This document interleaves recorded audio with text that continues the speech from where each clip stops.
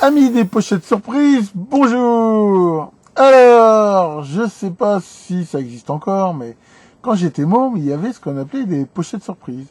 Alors c'était quoi? C'était des espèces de cônes un peu en papier ou en carton, hein. Souvent c'était bleu pour les garçons et rose pour les filles. Ça coûtait quelques sous et à l'intérieur, il y avait voilà différentes friandises, des jouets, des machins. Et l'intérêt, bien sûr, hein, comme le nom l'indique, c'était que voilà, on ouvrait ça, on savait jamais ce qu'il y avait dedans. Des fois, c'était des trucs bien, des fois un peu moins bien. Enfin voilà, c'est ça un petit peu l'idée. D'ailleurs, hein, dans le mot surprise, hein, généralement, il est accompagné de bonne ou mauvaise. Et voilà, c'est quelque chose que moi j'ai toujours bien aimé quand j'étais môme. Mais indépendamment de ce côté pochette surprise, il a toujours existé des fois des possibilités d'acheter des choses comme ça sans trop savoir ce qu'on achète. D'ailleurs, si on regarde, c'est a priori à nouveau très à la mode d'acheter comme ça tous ces colis qui ont été perdus. On achète ça au poids et voilà, on ne sait pas du tout ce qu'on a et on peut se retrouver avec une pièce détachée dont on peut rien faire ou un iPhone tout neuf. Enfin voilà, c'est un petit peu le truc. Alors moi, dans les composants, c'est quelque chose que j'ai souvent acheté depuis assez longtemps à différents fournisseurs. Et dernièrement, en me baladant un peu sur Ali, j'ai trouvé des vendeurs qui vendaient des lots comme ça. Et je me suis encore, on va dire, laissé tenter. Alors, pourquoi j'ai acheté ça? Je l'ai acheté, on va dire, pour trois raisons. La première, c'est que voilà, je suis resté un petit peu môme et j'ai toujours aimé un petit peu ce côté surprise. Et aussi parce que, enfin, c'est un délassement dans la mesure où, enfin voilà, il y en a qui aiment bien faire des puzzles, par exemple. Moi, ce que j'aime bien, quand après des journées de boulot, j'en ai plein la tronche et j'ai envie de rien faire, c'est justement trier des composants. Parce qu'en fait, sur ces trucs-là, généralement, il n'y a rien de trié, hein, c'est souvent tout en vrac. Et voilà, on peut les trier, chercher les références, les trucs comme ça. Et quelque part, moi, voilà, c'est un truc, ça nécessite pas un effort intellectuel. Et je fais ça en écoutant de la bonne musique et ça me détend. Donc il y avait un petit peu ce côté-là. Après, il y a le côté aussi quand même que des fois, comme j'ai dit, il y a des bonnes surprises ou des mauvaises surprises. Et comme j'ai souvent dit, hein, et on va le voir, moi mon but c'est aussi d'avoir souvent en stock vraiment du choix, ce qui fait qu'à chaque fois que j'ai envie de fabriquer un truc, voilà, j'ai du choix. Si j'ai 25 sortes d'interrupteurs, j'ai plus de chances de trouver mon bonheur que si j'en ai deux. Et puis, dernier, je me suis dit justement que ça pourrait faire une vidéo intéressante et de regarder et de vous montrer est-ce que ces lots, finalement, c'est intéressant ou ça ne l'est pas. Alors, d'où c'est qu'ils viennent ces lots de composants, justement? À mon avis, il y a plusieurs provenances possibles. Alors, il y en a, ça peut être tout simplement des fois ce qu'on appelle des surplus. Il arrive souvent dans les industries que, voilà, ils commandent des quantités de composants et pour X raisons, ils consomment, enfin, généralement, de toute façon, ils commandent toujours un petit peu de rab parce qu'il peut y avoir des pertes, des choses comme ça. Et puis, voilà, des fins de série, des productions qui ont été arrêtées. Donc, de tout temps, je veux dire, dans les industries, on a eu ce qu'on appelle des surplus, qui sont des composants tout à fait de bonne qualité, hein, mais c'est simplement que, voilà, c'est pas utilisé et que, voilà, comme ça coûte cher de stocker pour des choses qui seront sans doute pas utilisées, les entreprises soit foutent ça en l'air, soit vendent ça ce qu'on appelle à des brokers, eux-mêmes après voilà revendent ça. Donc ça veut dire que souvent quand même la qualité elle est bonne. Ensuite on va retrouver typiquement des faillites, des choses comme ça. Par exemple, je sais pas, ça va peut-être rappeler des souvenirs à certains. Il y a quelques années de ça, il y a une boîte en France qui s'appelait Médélor qui vendait comme ça plein de composants, qui a fait faillite d'après ce que j'ai compris, et on pouvait racheter une partie de stock. Et j'ai encore moi des moteurs électriques et d'autres composants que j'avais achetés justement à des prix vraiment intéressants et des quantités assez importantes. Hein. J'avais acheté, je crois que j'ai des lots de 20 ou 25 moteurs avec réducteur que j'avais acheté là. Donc ça c'est pareil. Généralement quand c'est ce genre de choses, la qualité est plutôt bonne. Ou après c'est des fois un peu plus douteux. Lors de la fabrication des composants, il peut y avoir des problèmes. Alors, ça dépend un petit peu des fabrications. Il y a des fabricants qui testent chaque composant et qui éliminent tous ceux qui sont hors tolérance.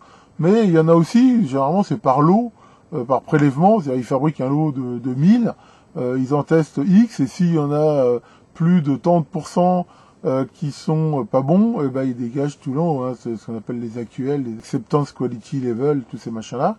Et donc, ça veut dire que, voilà, là, si c'est des composants qui sortent comme ça de fabrication parce qu'ils étaient pas bons, Et je pense que ça peut arriver, hein. Ça m'est même arrivé un jour, j'ai eu tout un lot de TVS comme ça qui était tout pourri. Bah là, pour le coup, on fait pas forcément une bonne affaire, parce que c'est des composants, s'ils ont été rejetés, c'est que potentiellement ils ont des défauts. Alors si c'est par échantillonnage, il peut y avoir du bon, du mauvais, mais voilà. Ce qui est sûr, c'est que quand vous achetez des lots comme ça, vous avez aucune idée de la provenance, aucune garantie, et que voilà, faut pas faire confiance, quoi. Je veux dire, enfin moi, si j'ai besoin d'un truc sur lequel j'ai besoin d'avoir confiance, jamais je fabriquerai avec des trucs qui viennent de ces lots-là. Par contre, pour bricoler et tout, ou si on prend la peine de tester les composants, dans tout ce que je vais vous montrer, il y en a où on voit qu'il n'y a aucun doute, bah là, il n'y a pas de raison de s'en priver. Alors, j'ai acheté 4 lots qui étaient assez chers, on va le voir, hein, qui étaient à 16 € si je me rappelle bien le lot. Donc j'ai acheté 4 lots chez le même vendeur, et j'en ai acheté 3 chez un autre vendeur, qui étaient des lots qui étaient moins chers, ils étaient à 7 € à peu près, 7,50 €. Et ce que je vous propose, bah, c'est de vous montrer un petit peu ce que j'ai trouvé à l'intérieur de ces lots, et ça va vous permettre de voir si vous pensez que c'est intéressant ou pas. Et puis voilà, en conclusion, à la fin de la vidéo, on essaiera de faire un petit résumé de tout ça. Alors regardons ça ensemble. Alors commençons un petit peu par regarder ce qu'il y avait donc dans le premier lot. Alors bon, on va pas tout regarder en détail parce que ça prendrait des heures. Mais voilà, alors là, encore une fois, hein, je rappelle que tout ça c'était en vrac et que j'ai passé donc quelques heures à tout trier, à chercher les références et tout. Donc là, on peut voir un certain nombre de circuits. Alors il y en a, j'ai pas trouvé ce que c'était. Par exemple, ça, j'ai pas trouvé ce que c'était. On a ici différents circuits. Donc là, par exemple, là, on peut voir que c'est pas du neuf, ça a peut-être été dessoudé. Là, on a encore d'autres références. Alors, quand j'ai pas noté ce que c'était, c'est que souvent, j'ai pas trouvé ce que c'était dessus. Enfin bon, d'un autre côté, j'ai pas passé non plus des heures. Là, c'est pareil. Circuit qui ressemble à des microcontrôleurs. Donc ça, c'est pas dit, j'en ferai un jour quelque chose. Ça, par contre, voilà, là, on voit que c'est des Triac 30 ampères, 600 volts, qui ont l'air neufs. Hein, ça se voit au niveau des pattes. Donc, alors ça, bah, s'il fonctionne bien, j'avoue de ne pas les avoir testés, c'est plutôt bon. Là, on va retrouver, par exemple, de l'EEPROM. Donc ça, c'est tout à fait utilisable, hein, de l'EEPROM. Alors pareil, je ne les ai pas testés. Hein. Là, on a voilà, un MOSFET qui, pareil, a l'air neuf. On va par contre avoir un peu l'oxydation sur les pattes, je pense que c'est du NOS, du stock. Là, on a des photocoupleurs. On voit que c'est très très varié. Là, par exemple, on a des circuits qui sont assez intéressants, hein, des INA 125 qui contiennent un amplificateur d'instrumentation et une référence de tension. Donc ça, c'est un circuit très intéressant. Là, on va avoir des contrôleurs 8051. Voilà. Là, d'autres composants, je sais pas d'informations, on va pas toutes les voir. Hein. Là, on a des relais, par exemple. Voilà, donc ça, c'est tout à fait utilisable. Hein. Alors, je les ai testés, a priori, ils ont l'air bons. Là, on a des résistances. Mais comme on peut voir, c'est de la résistance tellement petite que ça, je pense que mes chances d'utiliser ça un jour sont quasiment nulles. Enfin, honnêtement, pour utiliser des composants si petits, c'est très difficile pour l'amateur. Là, des TVS, donc ça sert toujours, encore d'autres RAM. Donc voilà, ça par exemple, ça montre un peu le genre de semi-conducteur qu'il y avait dans ces lots. Mais si on regarde bien, faut être honnête, il y en a à peu près la moitié qui est utilisable. Sur les autres, c'est soit des circuits qu'on n'arrive pas à identifier, soit des circuits, je veux dire, qui sont tellement spécialisés que les chances qu'on en ait l'usage sont quand même assez limites. Donc on peut dire que là, il y a quand même un déchet, entre guillemets, qui est relativement important.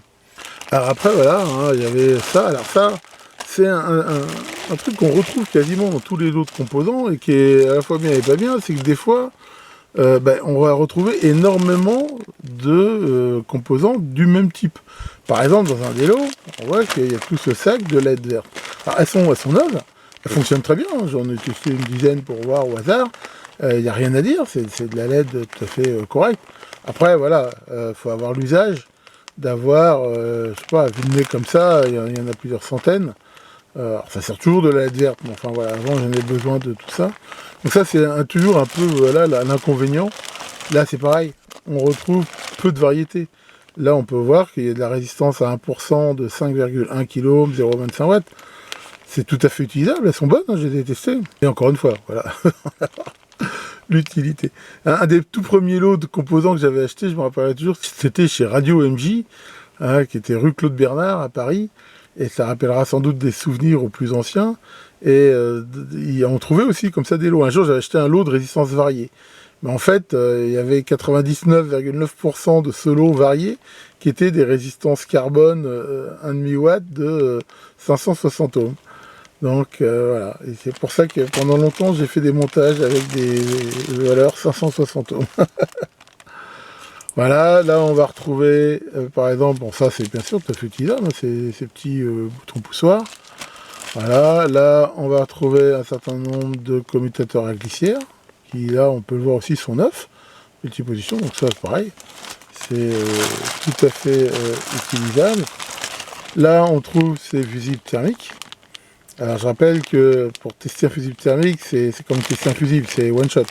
C'est-à-dire qu'on peut tester qu'il a de la continuité tant qu'il est bon, on veut dire, ce qui est le cas ici. Et après, si on le teste, on peut en chauffer un pour voir qu'il coupe bien, si possible à peu près à la température indiquée. Mais voilà, après il est mort, quoi. Enfin voilà, donc ça c'est pareil, hein, c'est toujours bien sûr utilisable. Là encore un autre lot de résistance de 910 kΩ, des 2 watts. Donc là c'est pareil, c'est-à-dire, encore une fois, elles sont bonnes ces résistances, elles sont même dans leur tolérance, hein, j'ai regardé. Mais voilà, il faut en avoir bien sûr l'usage. Alors il y a un truc qui est assez quand même intéressant, qui sont des IGBT. Des IGBT 600 volts 50 ampères, là, des G4 PC50W. Et alors, ce que j'ai pu les tester, ils ont l'air d'être bons. Maintenant, là pour le coup, c'est pas du neuf. On voit clairement qu'ils ont été dessoudés. Alors, a priori, ils ont quand même été dessoudés relativement proprement, d'après ce que j'ai pu voir, donc c'est pas le pire. Donc ça, ça peut bien sûr servir, hein, les IGBT. Je pense que je ferai des vidéos un jour depuis le temps qu'on me les demande sur ces composants.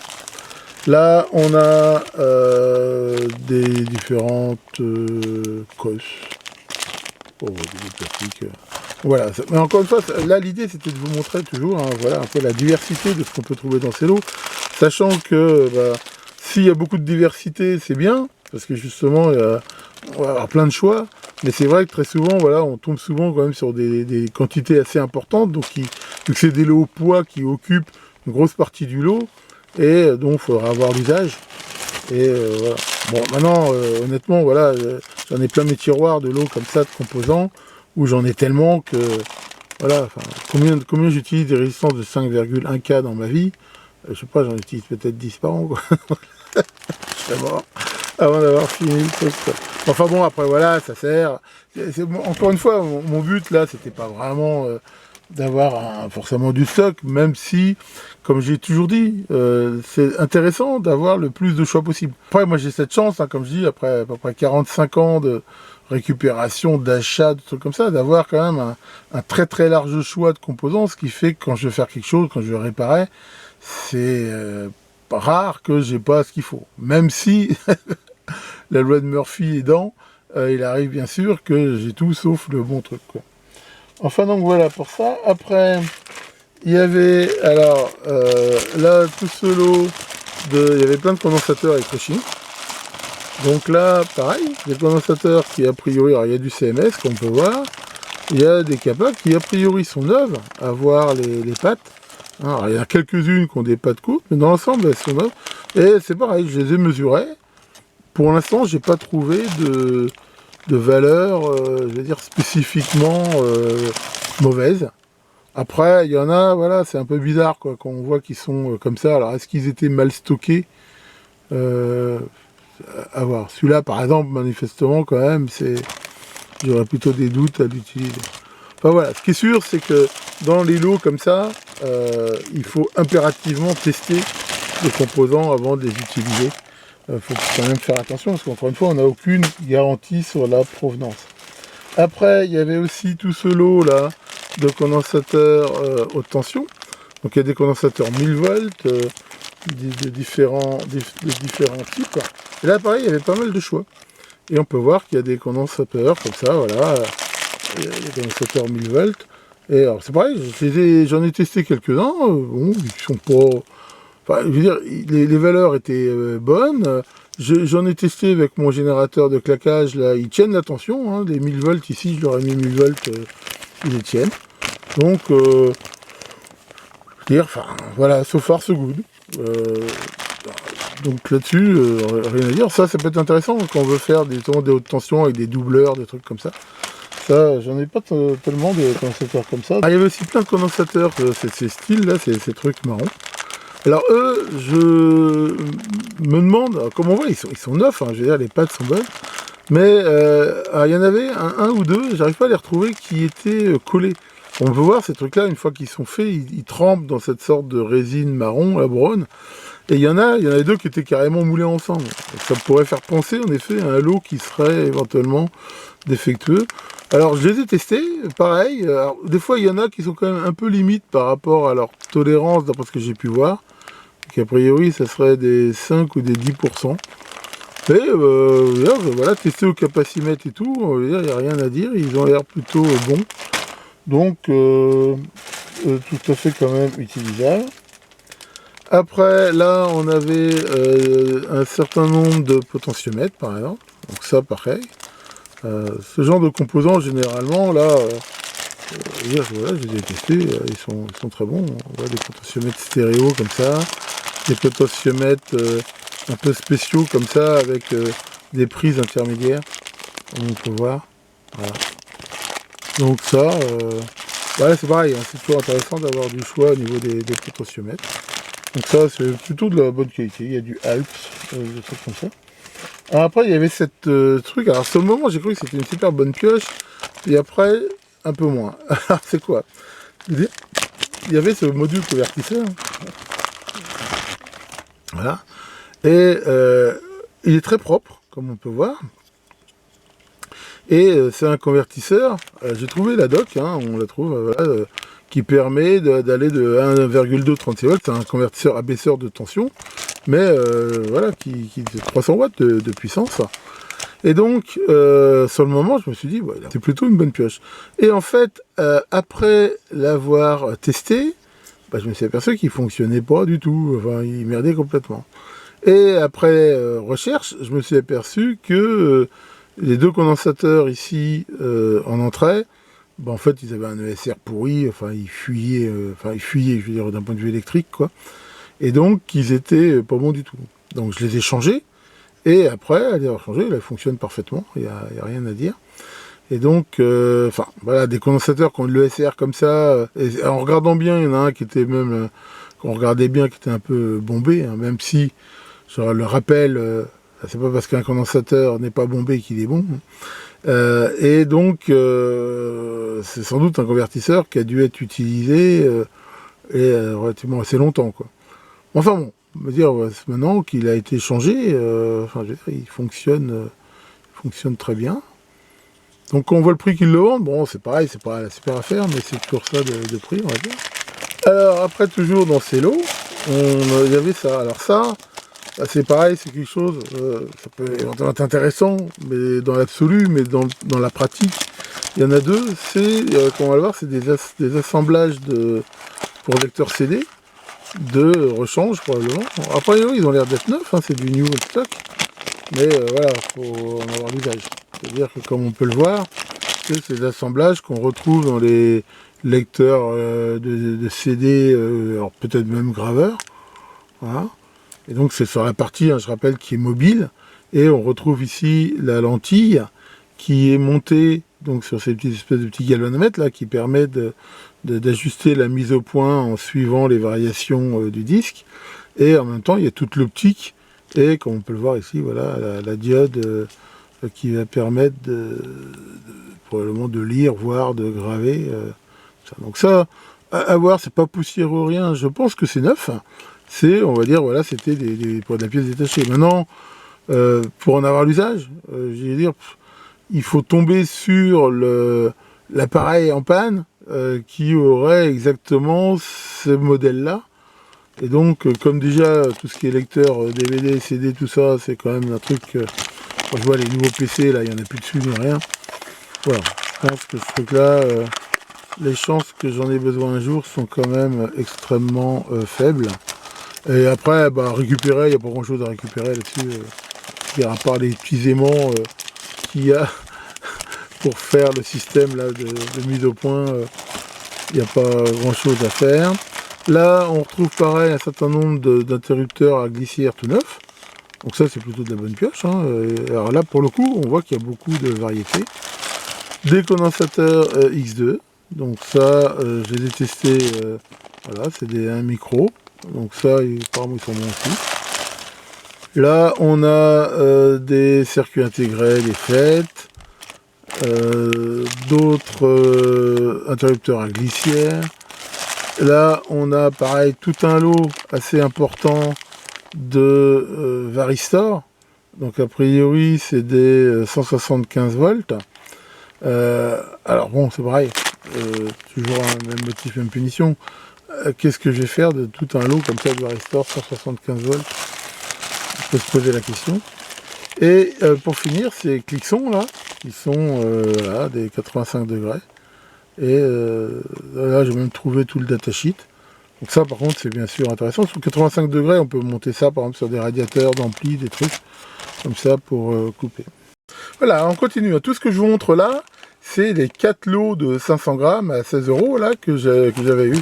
Donc après, il y avait pareil tout ce lot de différentes inductances. Bon là, c'est pas tout a priori le même voleur, mais enfin quasi quoi. Donc ça pour le coup, ça peut bien sûr servir. Hein. Et pareil, il y en a énormément. Il y avait ces potentiomètres là. Qui pareil, hein, apparemment ils sont neufs, on voit qu'ils n'ont jamais été soudés, mais avoir l'oxydation, ça c'est typiquement des trucs qu'on traînait dans des stocks pendant longtemps. Là, on a des triacs, différents semi-conducteurs. Voilà, là de la diode CNR un petit peu variée, là des résistances de 750 kg. Alors ça, plutôt c'est quand même bien de pioche, pareil, hein, c'est quasiment que du neuf. Et comme on peut le voir, il y a des condensateurs, des boutons poussoirs, des connecteurs USB, des interrupteurs à glissière. Donc là c'est typiquement ce que je trouve intéressant dans les lots, ça. Parce qu'on voit qu'il n'y en a pas des quantités astronomiques, il y en a quoi de 1 à une dizaine de chaque type, mais il y a énormément de variétés. Donc ça veut dire que quand on bricole ou qu'on veut réparer quelque chose, on a beaucoup de chances de trouver son bonheur. Bon, ça, c'est des trucs, je suis sûr d'utiliser ça, hein, c'est des embases C13 là, standard, et là, pareil, on voit que c'est complètement neuf, hein, donc là-dessus, ça, c'est forcément une bonne pioche, quoi, je veux dire, voilà, on voit que c'est forcément neuf, bon. Après, il y avait différents condensateurs, encore, voilà, et pour finir, des résistances fusibles de 5,6 ohms. Je suppose que c'est des 4 watts, mais peut-être pas. Il faudra que je fasse des tests. Mais alors justement, comment on peut tester justement une résistance fusible comme ça? Bah, et à la limite, voilà, on lui met 4 watts pendant longtemps. Je rappelle, ça met, enfin, souvent ça met quand même un certain temps, puis on regarde si elle supporte pendant longtemps d'avoir 4 watts. Si c'est le cas, c'est qu'a priori, elle est faite pour ça. Si au bout d'un moment, elle se coupe, et bien sûr, normalement, sans brûler, hein, le but des résistances fusibles, bah, c'est qu'elle tient moins.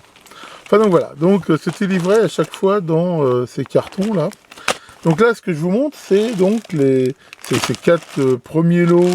Et on voit que, bah, voilà, tout ce que j'ai eu pour, on va dire, ce prix-là. Et dans l'ensemble, quand même, je dirais, c'est plutôt... Je veux dire, il y a quand même beaucoup de neufs et de trucs qui, a priori, ont l'air bons, même si, encore une fois, dans certains cas, on peut avoir le doute. Alors après, on va tomber dans le deuxième fournisseur que j'ai vu, où là, il y a du bon, du moins bon et du pas bon du tout. Alors, qu'est-ce qu'on a comme bon? Il y a un lot qui était composé entièrement d'interrupteurs à glissière, de plein de types, on va pas tous les regarder, voilà, il y avait ça. Et là, encore une fois, c'est plutôt une bonne pioche. D'abord, ils sont quasiment tous neufs. Je crois que là-dedans, il n'y en avait que un qui avait des traces de soudure. Ils sont tous bons. Enfin, tous bons, je n'étais pas tous testés, enfin, je veux dire, en j'ai procédé par échantillonnage et j'en ai pas trouvé de mauvais. Et là, bah voilà, j'ai déjà une très large collection d'interrupteurs à glissière, mais là, il y en a des simples, des doubles, des horizontaux, des verticaux, des 2 positions, 3 positions, 4 positions. Enfin voilà, il y a vraiment un très très large choix. Et ça, c'est pour moi le meilleur qu'on peut avoir d'un lot. On voit que c'est du composant neuf et qu'il y a vraiment beaucoup de choix. Donc ça, on va dire bonne pioche. Après, moins bonne pioche, et ces condensateurs-là. Alors là, est-ce que c'est du neuf? Alors, il y en a, je pense quand même du neuf, parce qu'il y en a qui sont encore sur ces bandes. Hein, je rappelle qu'il y a des composants traversants qui sont toujours livrés comme ça, sur ce genre de bandes là, pour les machines automatiques. Donc ça, c'est sûr que c'est neuf. Maintenant, il y en a d'autres qui... j'ai le doute en fait, c'est assez bizarre, parce que on voit qu'ils ont des pattes comme ça. Maintenant, je pense quand même qu'ils sont neufs, parce que ça serait assez étonnant qu'on arrive quand même à les dessouder comme ça. Mais à voir. Maintenant, pareil, j'ai fait des tests un petit peu au hasard, et dans l'ensemble, j'ai pas trouvé de valeur pas normale, quoi. Je les ai soumis à leur tension nominale. Bon, voilà. Là-dessus, on va dire que c'est... on va dire, voilà moyen. Bon, après, il n'y a pas énormément de choses, puis c'est surtout des toutes petites valeurs. Enfin bon, ça pourra servir pour... Après, c'est pareil, hein, je dépanne souvent des gens aussi, parce que je n'utilise pas tout ça. Ah bah si, tiens, voilà le sachet dont je vous parlais tout à l'heure. Hein, je reviens un petit peu en arrière, et qui vous montre justement ces composants qui me font penser que c'est peut-être des lots, justement, qui étaient déclassés. Tenez, je vais vous montrer ça. Là, si on ouvre... Voilà. Par exemple, là, on voit très bien ces deux condensateurs-là. On voit que manifestement, ils sont, je sais pas si on voit bien, ils sont moulés ensemble et avec le marquage. Donc ça prouve quand même, c'est typiquement ce qu'on pourrait avoir en sortie de chaîne s'il y a eu un petit défaut. On en a qui n'ont pas de marquage. Ils n'ont aucun marquage. Donc ça, voilà, on peut aussi se dire que il y a en sortie d'usine, ils ont détecté un certain nombre de défauts. Alors des fois, c'est toujours pareil, soit ils testent tout, soit il suffit dans des lots que s'il y a ils s'aperçoivent qu'il y a quelques condensateurs qui ont un défaut, des fois ils trient pas tout, et ça veut dire que ça leur coûte moins cher de tout mettre à la benne que de trier. Donc est-ce que c'est ça? Voilà, on voit comme il y avait ces condensateurs-là qui n'ont aucun marquage, et ça fait quand même vraiment penser à des sorties d'usines, on va dire, qui sont pas bons, quoi. Bon, là, il y a un condensateur. Celui-là, dans lui, à mon avis, il n'a rien à foutre là. Et pareil, on avait là un semi-conducteur qui n'a absolument aucun marquage. J'ai bien regardé, même au microscope. Donc, c'est pareil. Enfin bon, après, on peut le tester, essayer de voir ce que c'est. Mais enfin bon, c'est ce qui renforce mon idée de dire quand même que dans ces lots, il y en a, je pense, hein, je dis ça, j'en ai pas la preuve, mais qui sont des lots qui ont été récupérés dans des poubelles de fabricants, quoi. Alors maintenant, pour terminer, le pire du pire du pire du... Alors là, c'est typiquement le truc où là, on se fait avoir complètement. Alors, déjà, c'est pas le lot que j'avais commandé. En fait, ce truc-là, il y a des lots, mais c'est pas très clair. Je pensais commander un lot de MOSFET. Or là, c'est des régulateurs, mais c'est des régulateurs qui sont là tous d'occasion, et qui ont été dessoudés, je pense, au chalumeau. Alors là, je sais pas si on voit bien, mais honnêtement, il n'y a rien d'exploitable là-dedans, quoi. Voilà. J'ai essayé d'approcher un peu pour qu'on voit mieux l'étendue des dégâts. Donc on voit que c'est des trucs... Et déjà, ils sont tous, comme on voit un petit peu... Enfin, on voit qu'ils ont été brûlés, en fait. Ça, c'est typique. C'est des gens que soit ils ont carrément coupé les pattes au ras, comme ça, soit il y en a, on voit qu'ils ont été hyper chauffés. Donc ça, c'est des cartes d'électronique, généralement, on les passe à la flamme, ou enfin, même pas au décapeur à air chaud, hein, ça se trouve, c'est quasiment du chalumeau, ou du moins, ils ont été extrêmement chauffés, et voilà. Donc ça, typiquement, c'est absolument inexploitable, quoi. Alors c'est que des régulateurs de tension linéaire, hein, il y a du 7805, après il y a différents modèles, mais honnêtement, voilà, jamais j'utiliserai ça dans un montage, quoi. Alors peut-être que si on teste, il y en a qui sont encore bons, parce parce que ce truc-là, c'est assez résilient, mais puis en même temps, voilà, on voit que ça a été tordu, donc ça... Encore une fois, hein, le principe, hein, comme j'ai dit, c'est que si on tire trop fort après sur les pattes, si on fait des efforts mécaniques, ça fait des fois des micro-fissures, là, et après, il y a l'humidité qui rentre et tout, et puis c'est bon. Enfin, voilà. Ça, c'est typiquement, voilà, enfin, des trucs pourris. Même lui, en même temps, on voit qu'il est, il est sûr qu'il est mort, quoi. Il a eu manifestement un coup de chaud. Enfin, voilà. Donc ça coûte 7,50 €. C'est 7,50 € de foutu en l'air, c'est clair. D'ailleurs, je l'ai mis en commentaire au niveau du fabricant, mais il dit que c'est de la récup. Donc on peut pas dire qu'il a menti par rapport à ça. Mais là, c'est de la récup. Enfin, c'est vraiment le fond de la poubelle, quoi. Je veux dire, c'est bon, il y a peut-être encore celui-là, un 79,05, mais encore. Enfin bon, voilà. Ce qui est sûr, c'est que ça, je veux dire, je sais pas ce que je vais en faire, mais à mon avis, ça va se terminer à la poubelle. Voilà, donc là, vous avez vu quand même, globalement, hein, tout ce qu'il y avait dans ces lots. Et qu'est-ce que j'en retiens? J'en retiens finalement, enfin, je pense que déjà, financièrement, c'est pas une bonne affaire. C'est pas une bonne affaire, parce que si on regarde quand même ces lots, hein, donc 16 et 16, 32, ça fait... C'est-à-dire le premier, là, les 4, ça m'est revenu à peu près à un peu plus de 60 €. C'est quand même cher. Or, quand on regarde le prix du neuf sur Ali, bon, finalement, je suis sûr que j'aurais acheté ces composants-là, ou du moins en plus ceux qui m'intéressent, des assortiments, des fois de condensateurs, des trucs comme ça, je n'aurais eu pour finalement moins cher. Et en même temps, si j'enlève de ces lots tous les trucs que je pense que je n'utiliserai jamais, hein, pour les raisons que je vous ai expliquées, bah, finalement, ça fait quand même très cher.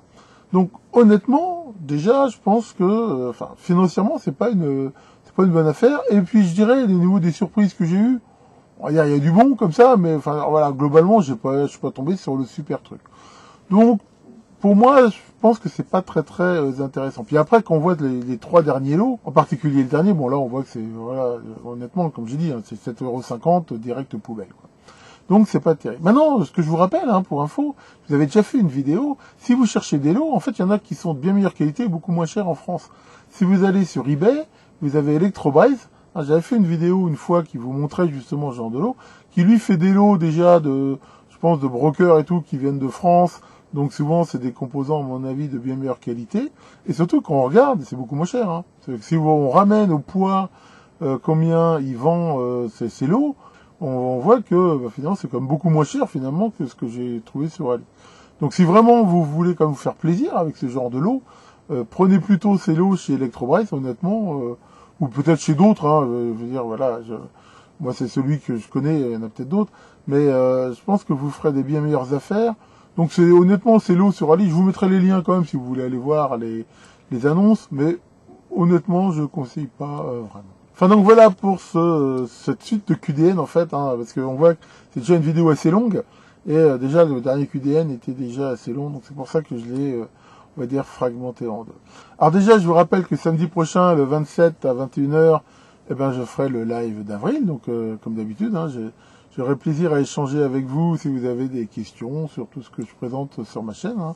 Toujours sous le contrôle de l'ami Nico, et qu'ensuite, et ben après, donc j'ai ces 2 semaines de congé, hein, je vous en ai déjà parlé dans ma dernière vidéo, où je vais commencer là à aménager le gros œuvre, on va dire, de ce nouvel atelier Mécalab que je suis en train de faire, et donc, comme je vous l'ai dit, je ferai peut-être un petit peu moins de vidéos pendant cette période. Tiens Maurice, t'as une question pour moi. Ah ouais, c'est quoi ta question? La différence qu'il y a entre un rappeur et un campeur. Le rappeur, il nique sa mère, et le campeur, il démonte sa tente. Allez, là-dessus, justement, si vous êtes en vacances ou comme moi sur le point de l'être, profitez-en bien, et à très bientôt pour de nouvelles vidéos.